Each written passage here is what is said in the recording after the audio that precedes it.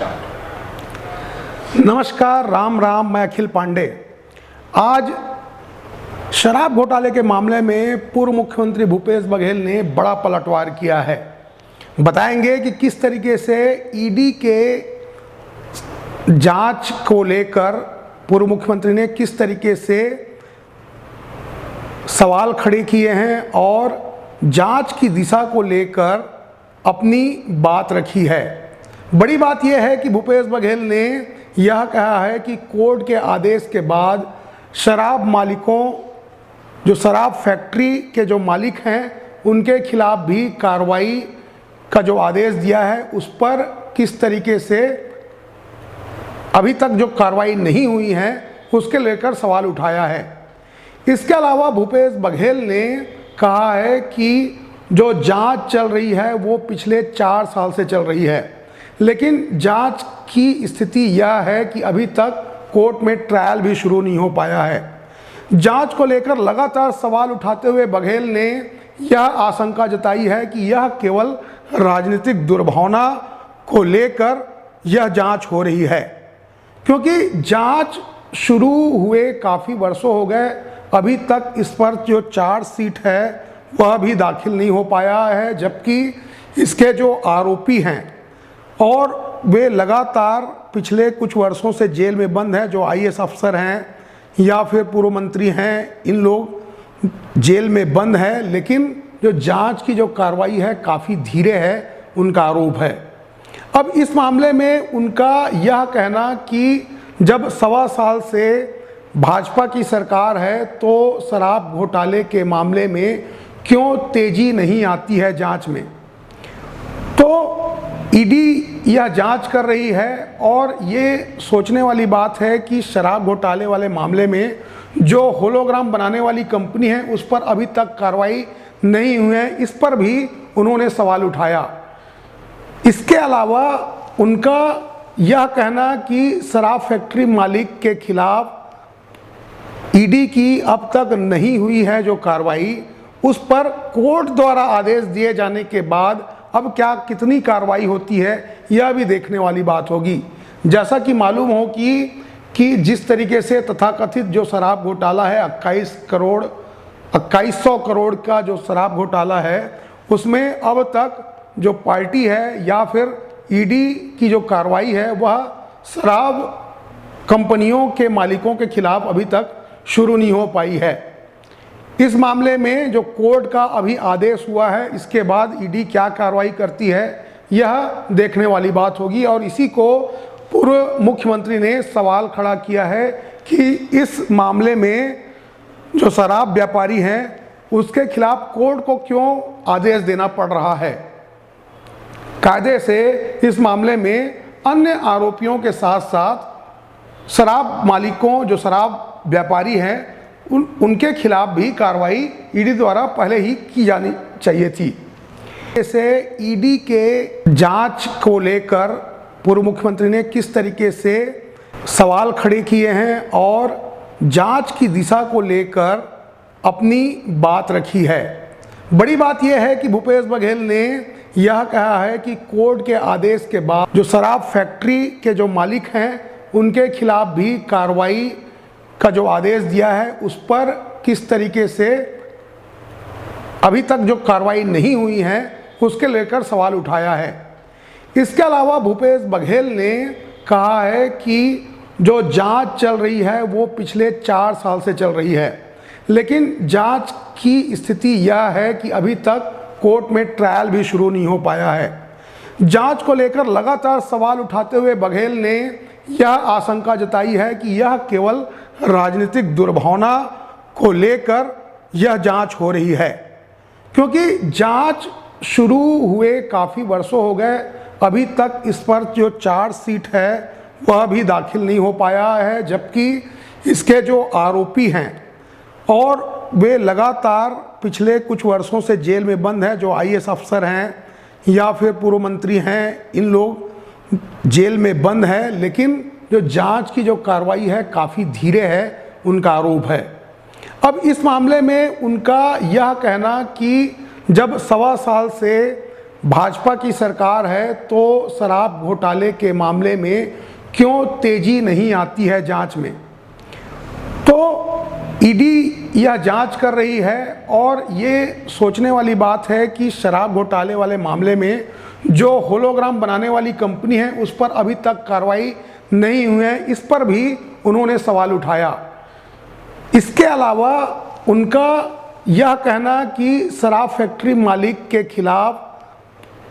ED की अब तक नहीं हुई है जो कार्रवाई, उस पर कोर्ट द्वारा आदेश दिए जाने के बाद अब क्या कितनी कार्रवाई होती है यह भी देखने वाली बात होगी। जैसा कि मालूम हो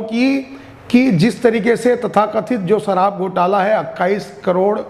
2100 करोड़ का जो शराब घोटाला है, उसमें अब तक जो पार्टी है या फिर ईडी की जो कार्रवाई है वह शराब कंपनियों के मालिकों के खिलाफ अभी तक शुरू नहीं हो पाई है। इस मामले में जो कोर्ट का अभी आदेश हुआ है, इसके बाद ईडी क्या कार्रवाई करती है यह देखने वाली बात होगी। और इसी को पूर्व मुख्यमंत्री ने सवाल खड़ा किया है कि इस मामले में जो शराब व्यापारी हैं उसके खिलाफ कोर्ट को क्यों आदेश देना पड़ रहा है। कायदे से इस मामले में अन्य आरोपियों के साथ साथ शराब मालिकों जो शराब व्यापारी हैं उनके खिलाफ भी कार्रवाई ईडी द्वारा पहले ही की जानी चाहिए थी। हालांकि अश्लील सीडी कांड मामले में सीबीआई की विशेष कोर्ट द्वारा भूपेश बघेल को क्लीन चिट दे दी गई है। भूपेश बघेल का यह कहना है कि जो अश्लील सीडी कांड के मामले में जिस तरीके से जांच होने के बाद उन्हें क्लीन चिट मिली है, उसी तरह शराब घोटाले का मामले में भी पर्दाफाश इसी तरह होना है, यह उनका कहना है। लेकिन बड़ी बात यह है कि इसका जो सार है, भूपेश बघेल जो बोल रहे हैं वो क्या बोल रहे हैं ये हम आपको सुनाते हैं, लेकिन उसके जो सार है वो ये कि शराब कारोबारियों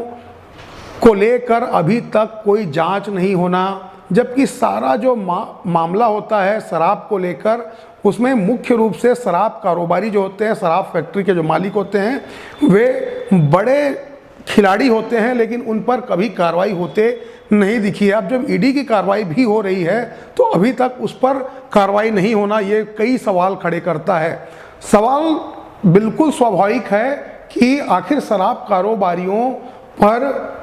कार्रवाई क्यों नहीं होती, ना जांच के घेरे में वे क्यों नहीं आते। क्या सारी जो चीज़ें हैं वे अपने हिसाब से जो शराब कारोबारी है वे मैनिपुलेट करते हैं जांच को, या प्रभावित करते हैं, या सरकार उनसे प्रभावित होते हैं। ये कई तमाम जो चीज़ें प्रश्न हैं वे खड़े होते हैं। और क्योंकि शराब कारोबारी छोटी मोटी मछली है नहीं, तो ऐसे में यह बात आती है कि किस तरीके से जो शराब कारोबारी है सारी जो जांच प्रक्रिया है उसको किस तरीके से प्रभावित करते हैं। वे एक बड़े बिजनेसमैन होने के कारण से न केवल अधिकारी बल्कि जांच एजेंसियों को भी प्रभावित करते हैं। क्या यह सवाल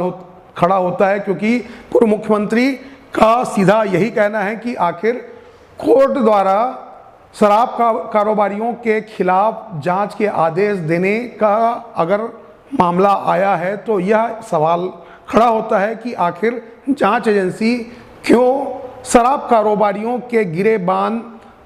क्यों नहीं पकड़ती, या जांच के घेरे में उन्हें क्यों अब तक लाया नहीं गया है, जबकि जांच शुरू हुए 2021 से यह जांच चल रहा है। इसके बावजूद अब तक ना होलोग्राम फैक्ट्री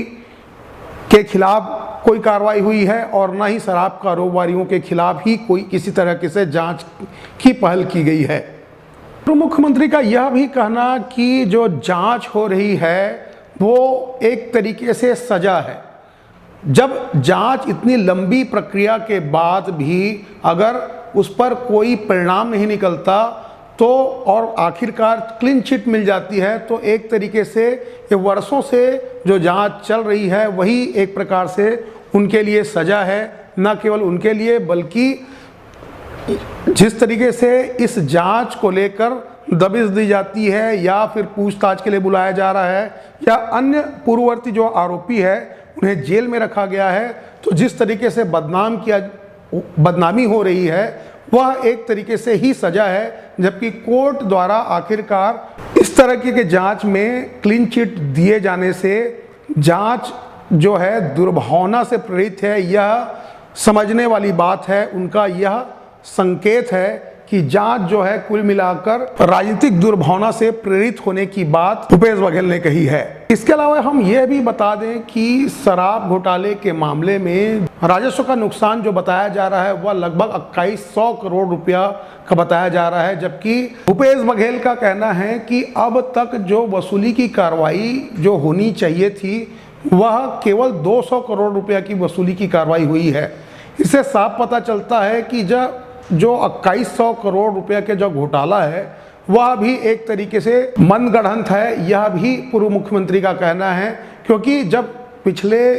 4 सालों से जब जांच चल रही है तो अब तक इस पर वसूली की कार्रवाई भी तगड़े तरीके से होनी चाहिए थी। अब तक जो वसूली हुई है केवल 200 करोड़ रुपये की ही वसूली हुई है। अभी तक के जो जांच हुए हैं उस पर सवालिया निशान लगाया है और जो जांच की प्रक्रिया है उस पर भी उनका सवाल खड़ा करना यह आम जनता के बीच कई बात जो है